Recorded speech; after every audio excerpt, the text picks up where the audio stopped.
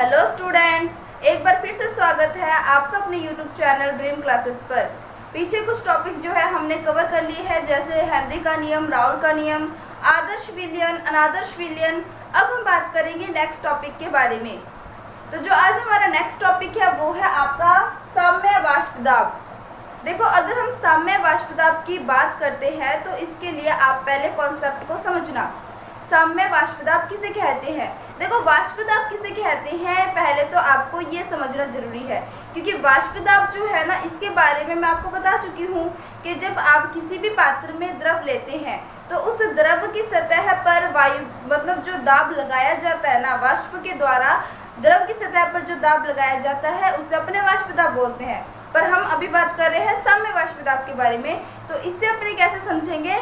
देखो, मान लो आपने कोई भी इस तरीके से अपने एक पात्र ले लेते हैं, ठीक है। अब इस पात्र के अंदर अपनों ने क्या भर दिया? द्रव भर दिया। मान लो हमने जल भर दिया। पात्र की अगर हम बात करते हैं कि मान लो इसमें क्या है, आपका जल भरा हुआ है। अब आप देख रहे हो कि जल को मैंने पूरी तरीके से नहीं भरा हुआ, मैंने आंशिक रूप से भरा हुआ है, ठीक है।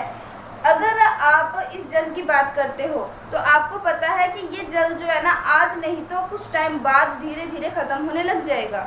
जैसे मान लो हम पोछा मारते हैं या फिर किसी जगह पर थोड़ा सा पानी गिर जाता है, गर्मी के मौसम में खासकर, तो आप देखते हो कि वो पानी जो है ना वो अपने आप ही वाष्पित हो जाता है। क्यों होता है? क्योंकि वातावरण जो होता है ना, वातावरण के अंदर जो वाष्प के द्वारा जो मतलब वायुमंडल के द्वारा द्रव की सतह पर दाब लगता है, और उस दाब लगने के कारण वो क्या हो जाती है? वाष्पित हो जाती है।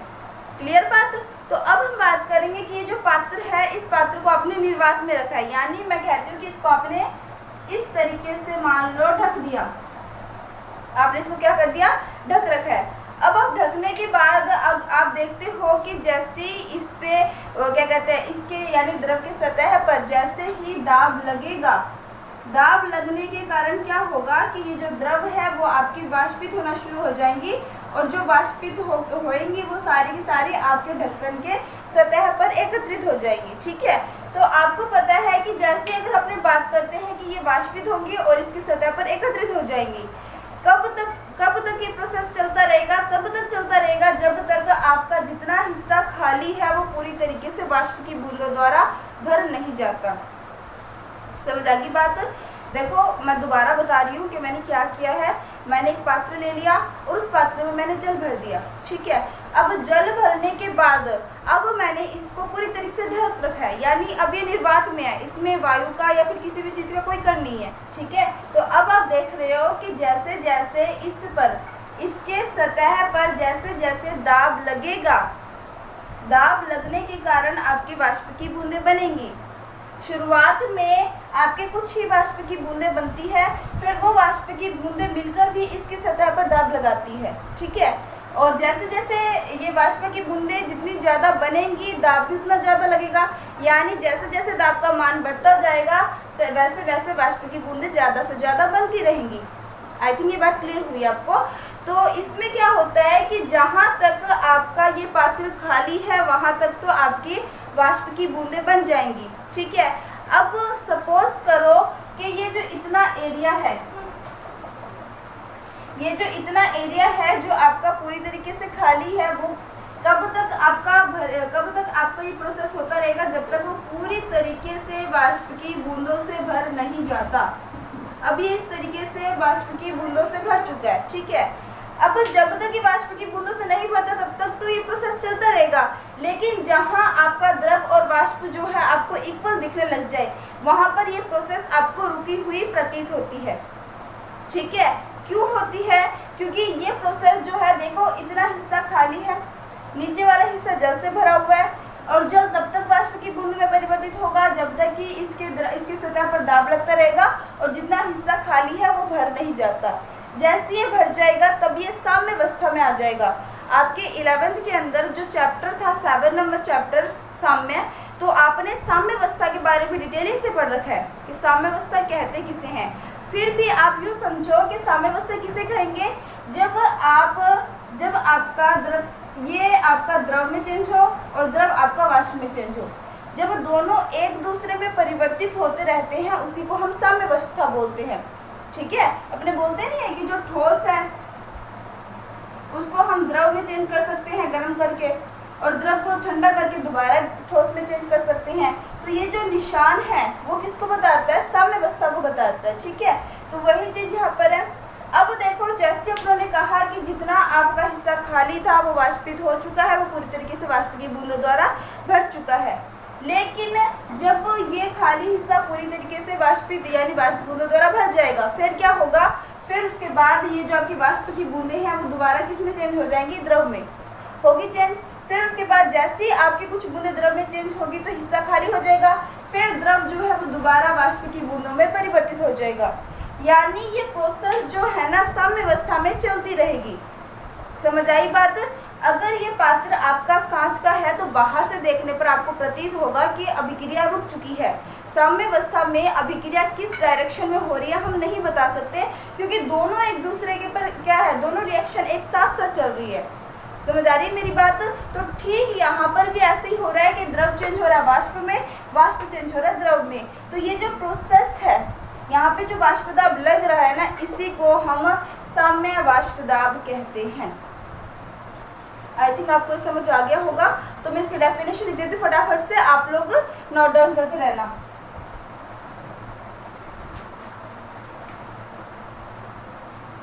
यदि एक निर्वात पात्र में द्रव को आंशिक रूप से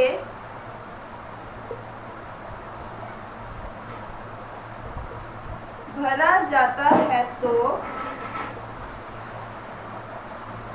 साम्यावस्था में द्रव की सतह पर वाष्प द्वारा लगाया गया दाब वाष्प दाब साम्य वाष्प दाब आ जाएगा, क्योंकि साम्यावस्था में अभिक्रिया चल रही है। तो साम्य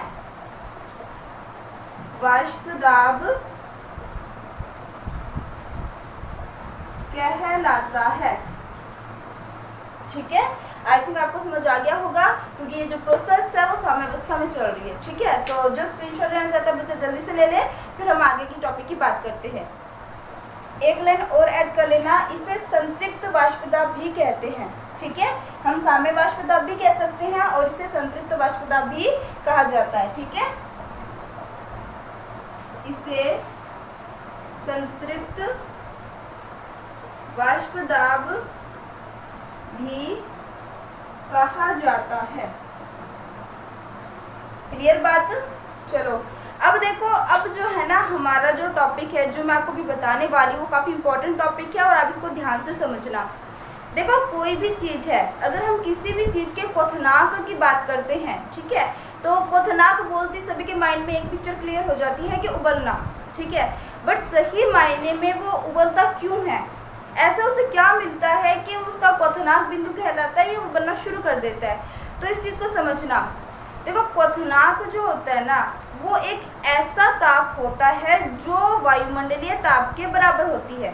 ठीक है, जब हम कहें कि किसी के वाष्प दाब का मान उसके वायुमंडलीय दाब के बराबर हो जाती है तो वो क्वथनांक कहलाता है। अब कैसे कहलाता है समझिए इसको। जैसे मान लो द्रव है आपके पास, द्रव के रूप में मैंने ले लिया जल, और आप सभी को पता है कि जो जल का क्वथनांक बिंदु है वो है 100 डिग्री सेल्सियस, सभी को पता है। अब आपको पता है कि जो जल है ना, जब तक उसे 100 डिग्री सेल्सियस टेम्परेचर प्राप्त नहीं हो जाता ना, तब तक ये अपने अवस्था को परिवर्तित नहीं करता। यानी जल जो है वो गैस में तब तक चेंज नहीं होगा जब तक उसे 100 डिग्री सेल्सियस टेम्परेचर नहीं मिल जाता। अब ये 100 डिग्री सेल्सियस टेम्परेचर में ऐसा क्या है कि वो जल आपका गैस में चेंज हो जाता है? तो 100 डिग्री सेल्सियस के अंदर क्या होता है? 100 डिग्री सेल्सियस एक ऐसा तापमान है जल का जो उसके वायुमंडलीय दाब के बराबर कर देता है। यानी इसके अगर आपको मैं सीधी सी डेफिनेशन बताऊं, अगर हम क्वथनांक की बात करें तो क्वथनांक किसे कहते हैं? मैं ये वाला रेस कर देती हूँ, आप लोगों ने स्क्रीनशॉट तो ले लिया होगा। चलो हम बात करते हैं क्वथनांक के बारे में।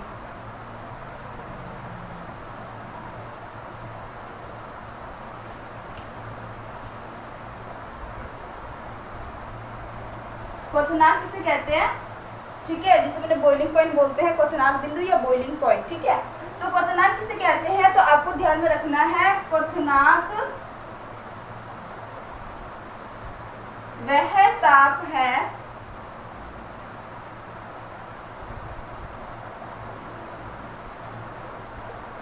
जिस पर वस्तु का ताप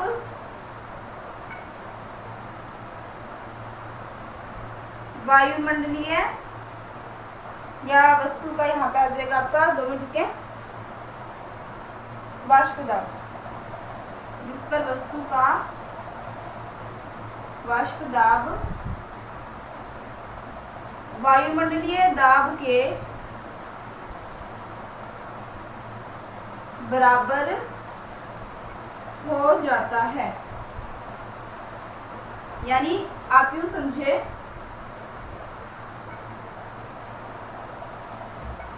कि जो वाष्प दाब है वो किसके बराबर होता है, वायुमंडलीय दाब के। और इसी प्रोसेस को अपने क्या बोलते हैं, क्वथनांक बोलते हैं, ठीक है। अब जैसे मान लो कि जो आप पात्र के अंदर, जैसे आपने जल जो है वो रख दिया, ठीक है। अब जो जल है, ठीक है, अब जो जल है वो आपने क्या कर दिया, उबालने के लिए रख दिया या फिर आपने उसको गर्म करना शुरू किया। अब उसका जो वाष्प दाब है, वाष्प दाब जब तक, ये मान लो वायुमंडलीय दाब को बता रहा है, ठीक है। अब जल का जो वायुमंडलीय दाब होता है, यानी मैं ये बोल सकती हूँ जल को आपने रखा है, जब तक ये वायुमंडलीय दाब तक नहीं पहुँच जाता, यानी जब तक ये 100 डिग्री सेल्सियस टेम्परेचर को नहीं गेन कर लेता, तब तक ये अवस्था को परिवर्तित नहीं करेगा। समझ आती बात। यानी क्वथनांक जो होता है वह ताप होता है जो वस्तु के वाष्प दाब को वायुमंडलीय दाब में परिवर्तित कर दे, ठीक है। चलो हम इसका अच्छा से एग्जांपल लेके चलते हैं कि देखो, आपको पता है कि जो हम एक तो हम पकाते हैं नॉर्मल बर्तनों में खाना, ठीक है, और एक हम पकाते हैं प्रेशर कुकर में खाना। आप दोनों में फ़र्क देख सकते हो कि जो आप एक बर्तन में खाना पका रहे हो तो उसमें खाना इतनी जल्दी नहीं पकता और इतने अच्छे से नहीं पकता जितना आपका भोजन प्रेशर कुकर में पकता है। इसका रीज़न क्या है, बात करेंगे इसके बारे में। फिलहाल आप ये देख रहे हैं, स्क्रीनशॉट ले लें।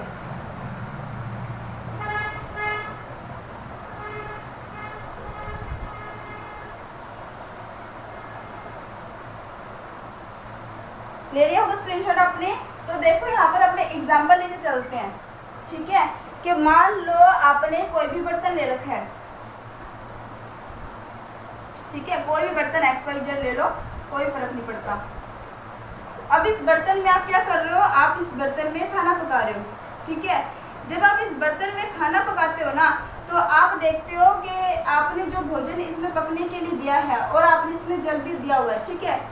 तो जैसे ही आप इस भोजन को पकने के लिए देते हो तो आप देखते हो कि जो आपने इसको ढक नहीं रखा, आप देखते हो कि जो इसके अंदर वाष्प दाब लग रहा है ना, वो वायुमंडलीय दाब में बहुत जल्दी परिवर्तित हो रहा है। यानी जो जल है ना इसके अंदर, वो बहुत जल्दी उबलना शुरू कर देता है। समझ आ रही है मेरी बात। आपने खुले बर्तन में खाना पकाया एक तो, और एक आप देखते हो कि आपने प्रेशर कुकर के अंदर खाना पका रहे हो।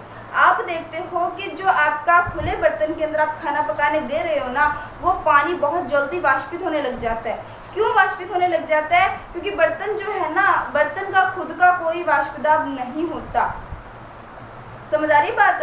चलो कंपैरिजन करके बात करते हैं, अच्छे से क्लियर हो जाएगा। जैसे मान लो एक तरफ तो आपने खुले बर्तन में खाना पकाने दिया है और एक तरफ आप लेके चलते हो प्रेशर कुकर,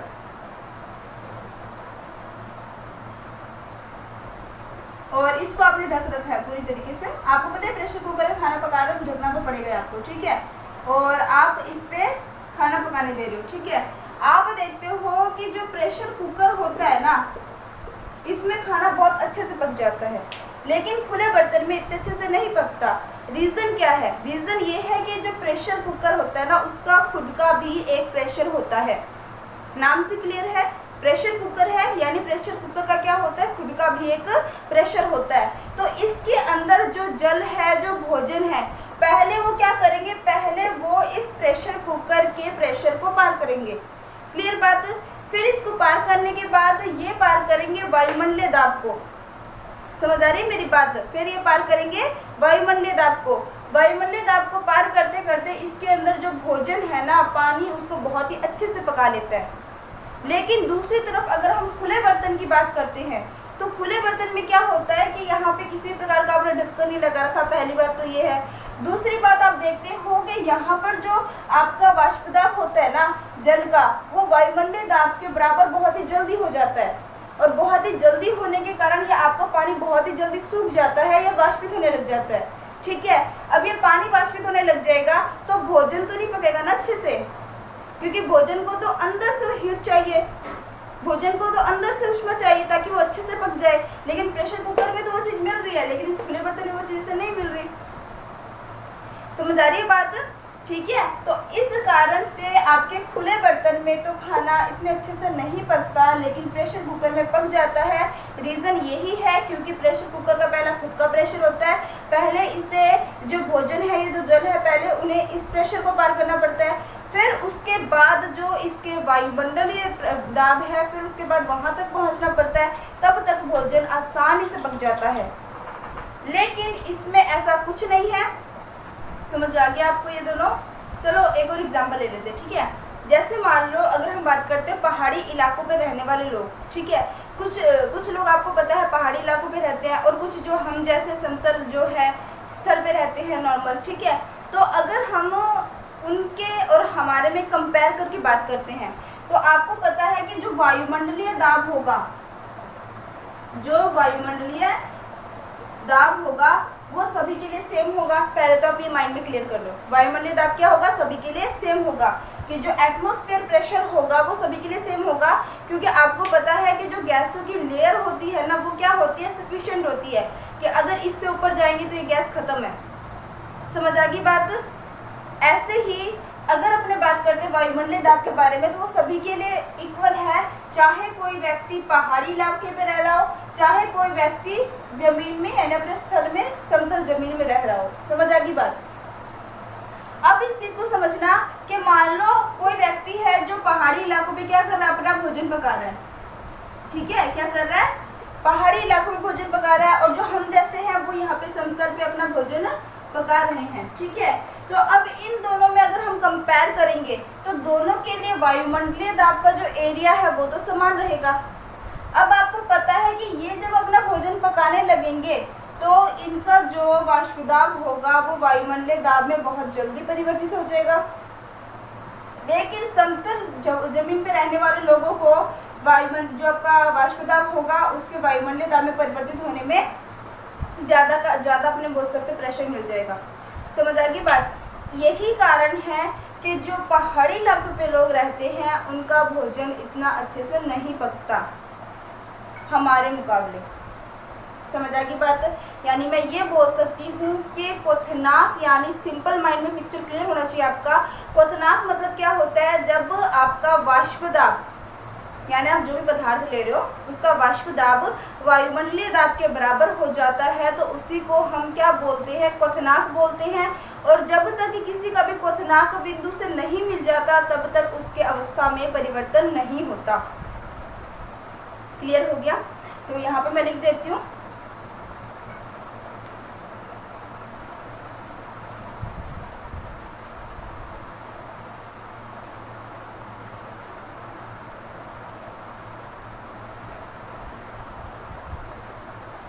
खुले बर्तनों में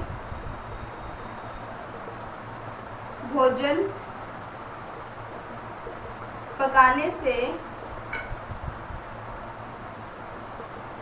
वाष्प दाब वायुमंडलीय दाब के बराबर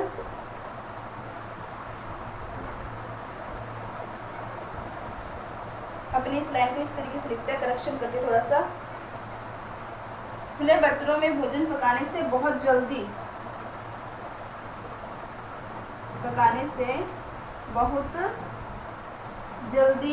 वाष्प दाब वायुमंडलीय दाब के बराबर हो जाता है, जिस कारण भोजन अच्छे से नहीं पकता है, ठीक है।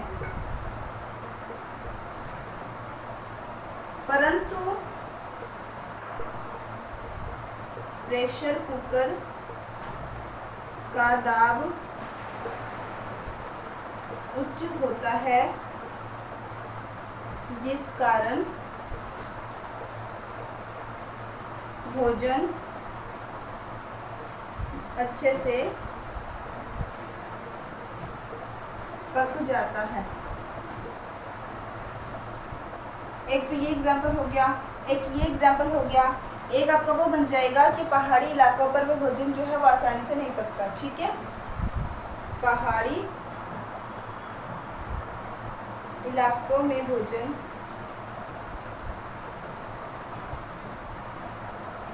अच्छे से नहीं पकता है, ठीक है। तो इन सभी का कारण जो है वो मैं आपको समझा चुकी हूँ। आप जल्दी से स्क्रीनशॉट ले लें, फिर हम आगे वाले टॉपिक की बात करते हैं।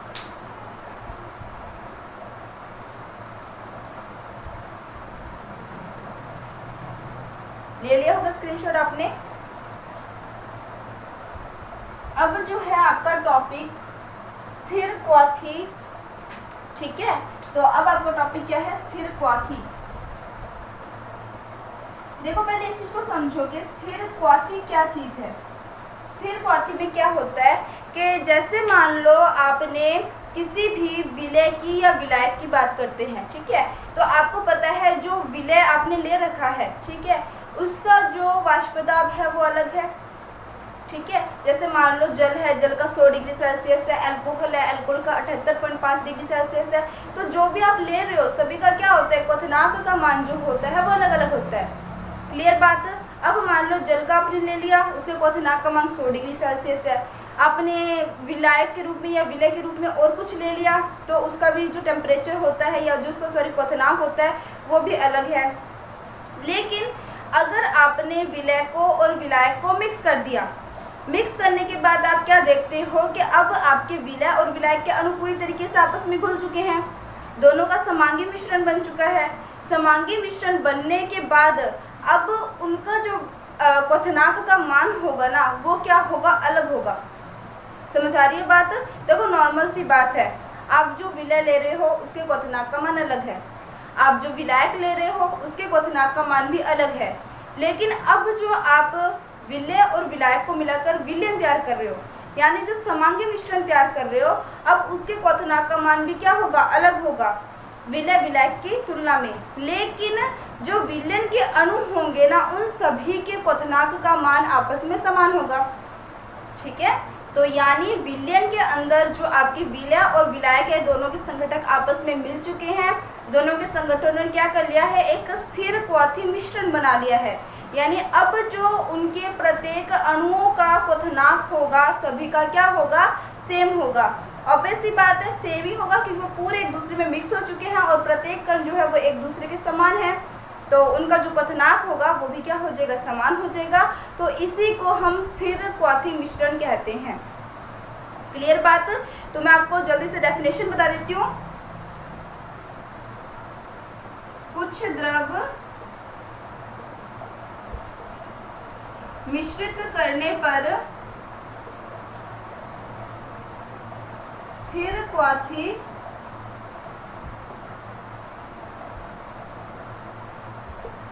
मिश्रण बनाते हैं। क्लियर बात? जिसका द्रव तथा वाष्प अवस्था में संघटक समान होते हैं, ठीक है। तो ऐसे मिश्रण को अपने क्या कहते हैं, स्थिर क्वाथी मिश्रण कहते हैं। अब जो आपका स्थिर क्वाथी मिश्रण है इसमें भी हम 2 टाइप्स पढ़ेंगे, ठीक है। पहला तो जो इसका प्रकार है उसे अपने कहते हैं न्यूनतम स्थिर क्वाथी मिश्रण। और जो इसके अंदर दूसरा प्रकार है वो है आपका अधिकतम स्थिर क्वाथी मिश्रण। क्लियर बात? तो अब हम उसके बाद डिटेलिंग से पढ़ेंगे न्यूनतम और अधिकतम स्थिर क्वाथी मिश्रण के बारे में। तो आप जल्दी से स्क्रीनशॉट ले लें।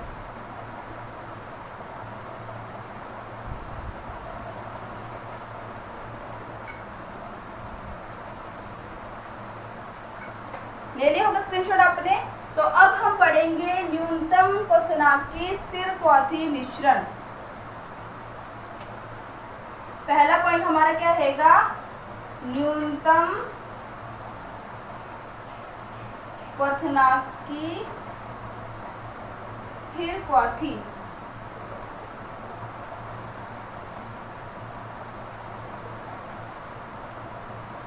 अब देखो, अगर अपने न्यूनतम क्वथनांकी स्थिर क्वाथी की बात करते हैं तो इसमें क्या चीज है, तो ध्यान से समझना इसको कि जैसे मान लो मैंने क्या ले लिया, एक तो मैंने ले लिया इसके अंदर जल, एक मैंने इसके अंदर ले लिया अल्कोहल, और दोनों का मैंने क्या तैयार कर लिया?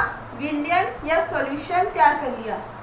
ठीक है। अब आपको पता है कि तीनों के लिए वायुमंडलीय दाब क्या रहेगा? समान रहेगा। इसमें तो किसी भी प्रकार के चेंजेस नहीं किए जा सकते।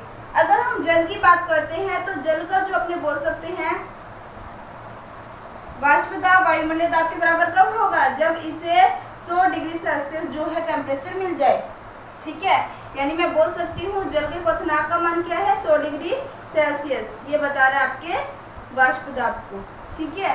अगर हम बात करें अल्कोहल के बारे में तो अल्कोहल का जो क्वथनांक मान होता है वो होता है 78.5 डिग्री सेल्सियस। ये तो किसका है? जल का। और ये किसका है? अल्कोहल का। ठीक है। मान लो आपने 95% तो क्या ले लिया? अल्कोहल ले लिया, और 5% आपने क्या ले लिया? जल ले लिया। अब आपने दोनों को क्या कर दिया? मिक्स कर दिया, या फिर इनका सॉल्यूशन तैयार कर लिया। अब आपने देखा कि जब आपने जल को और अल्कोहल को मिक्स कर दिया है तो मिक्स करने के बाद क्या होता है कि ये इसका तो 100 डिग्री सेल्सियस है, इसका 78.5 डिग्री सेल्सियस है, लेकिन जो सॉल्यूशन बना है उसका जो वाष्प दाब का मान है, जो क्वथनांक का मान है, वो हो जाएगा आपका 78 डिग्री सेल्सियस। समझना इस चीज को। अब देखो, इसमें आपने देखा कि जो आपके विलय विलायक है, उनके तो जो क्वथनांक का मान है वो है ज्यादा, लेकिन इनसे जो आपका विलयन तैयार हो रहा है इसके क्वथनांक का मान इनके संघटक अवयवों के क्वथनांकों के मान से भी कम है। समझ आ रही है बात? दोबारा सुन ली इस लाइन को। जिस विलयन में संघटक अवयवों का जो क्वथनांक होता है, मतलब ये बोल सकते हैं जिस विलयन का जो क्वथनांक है वो अपने संघटक अवयवों के क्वथनांकों से भी कम होता है, तो उसे हम न्यूनतम क्वथनांकी स्थिर क्वाथी कहते हैं। क्लियर? ठीक है। तो अपने डेफिनेशन लिख लेते हैं एक बार जल्दी से।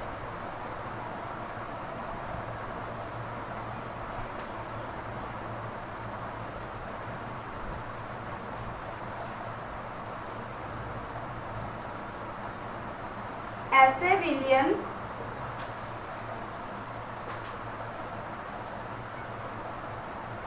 जिनका क्वथनांक उनके अवयवी संघटकों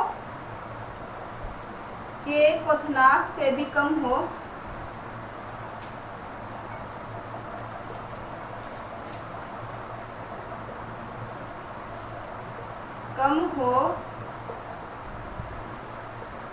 न्यूनतम क्वथनांकी स्थिर क्वाथी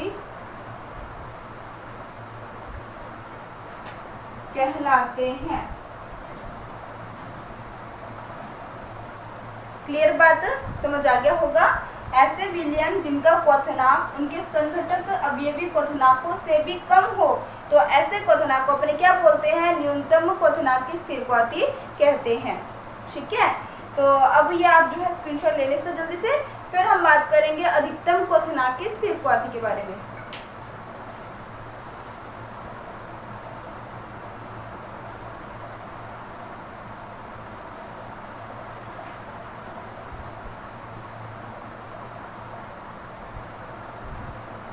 ले लिया होगा स्क्रीनशॉट आपने। तो अब हम बात करेंगे अधिकतम क्वथनांक की स्थिरक्वाथी के बारे में।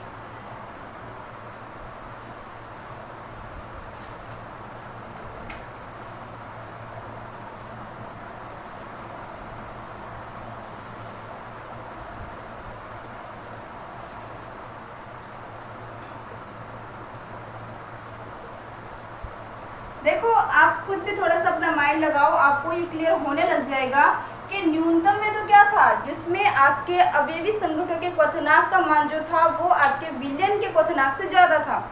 यानी इसका अपोजिट सीधी सी बात ये है कि जिसमें विलयन का क्वथनांक जो है अपने अवयवी संघटकों के क्वथनांक से कम होता है, तो उसे हम न्यूनतम क्वथनांक की स्थिरक्वाथी कहते हैं। अब अधिकतम में क्या हो जाएगा, बिल्कुल अपोजिट हो जाएगा। अब अधिकतम में क्या होगा, जिस विलयन के क्वथनांक का मान अपने अवयवी संघटक का जो आपके अवयवी संघटक है उनके क्वथनांकों की तुलना में ज़्यादा हो, तो उसे अपने क्या बोलेंगे, उसे हम बोलेंगे अधिकतम क्वथनांक की स्थिरक्वाथी। क्लियर बात हो? तो मैं यहाँ पे डेफिनेशन लिख देती हूँ, समझ तो आ रहा होगा आपको, क्योंकि बिल्कुल अपोजिट कंडीशन है। वहाँ पर तो अपने विलयन का क्वथनांक क्या था, कम था, और यहाँ पर जो हमारे विलयन का क्वथनांक होगा वो अवयवी संघटक जो है उनके क्वथनांकों से ज़्यादा होगा। क्लियर बात? ऐसे विलयन जिनका क्वथनांक अपने अवयवी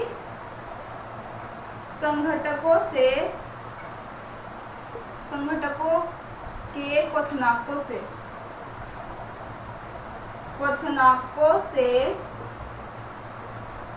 अधिक हो,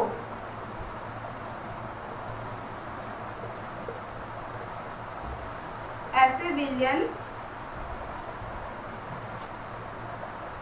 अधिकतम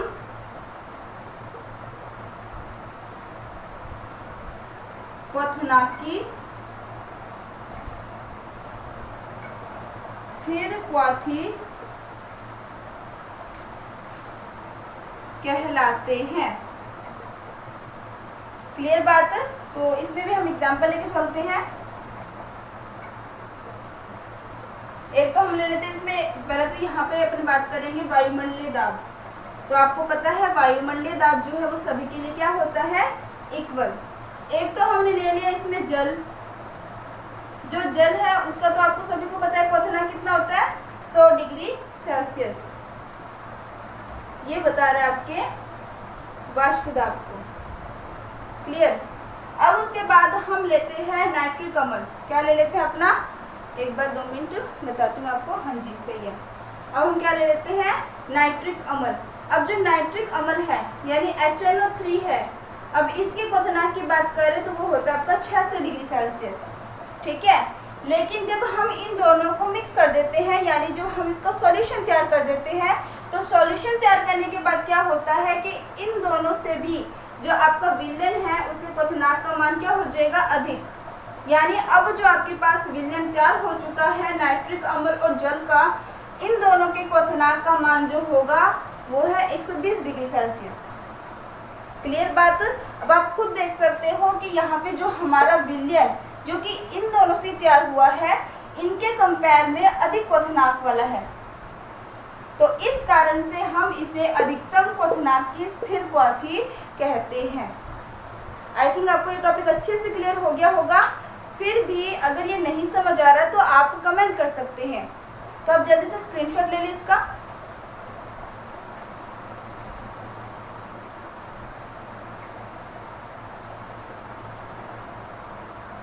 ले लिया होगा आपने अब तक स्क्रीनशॉट।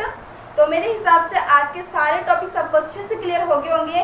फिर भी अगर कोई डाउट रह जाता है तो आप प्लीज़ कमेंट करिएगा, ताकि आपके डाउट्स जो है मैं आपको क्लियर करवा सकूं। और अगर आपको वीडियो पसंद आती है तो लाइक शेयर करना, और चैनल पे नए हैं तो सब्सक्राइब करना मत भूलना। Thank you.